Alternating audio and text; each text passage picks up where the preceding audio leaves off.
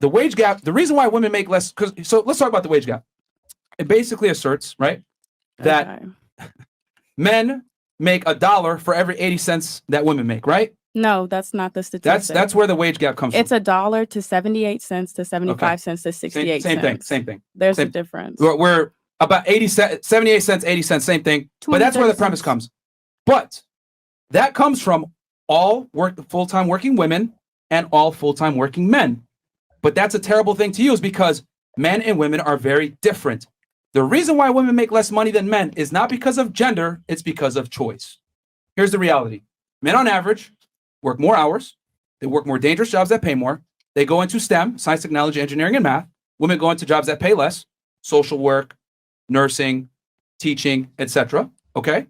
And also, women take more vacation, paternity leave, etc. Women don't argue for higher wages like men do. They're more agreeable.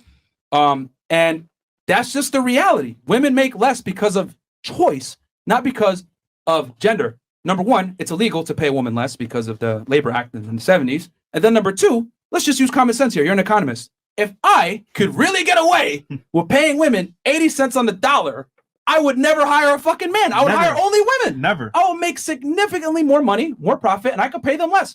But you can't do that. The thing is this.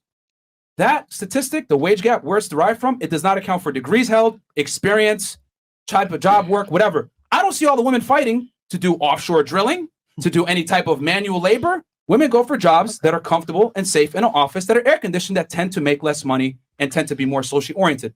And then if you look at Scandinavian countries, shout out to Jordan Peterson, right? We're going to meet him tomorrow. Shout out to him. Which is even more egalitarian and more equal than the United States. They found that when you give women more equality, which is the most equal countries in the world, they actually make even less money because of their choices. They want to go into fields that pay less. So, and here's the other thing too. Women go to college more than men now. Colleges are dominated by women. Almost 3/4 of college attendees now are women.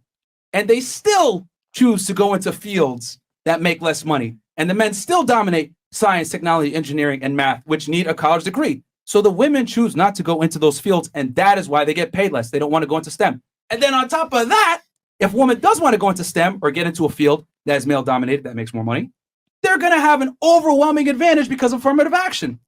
Okay. So the wage gap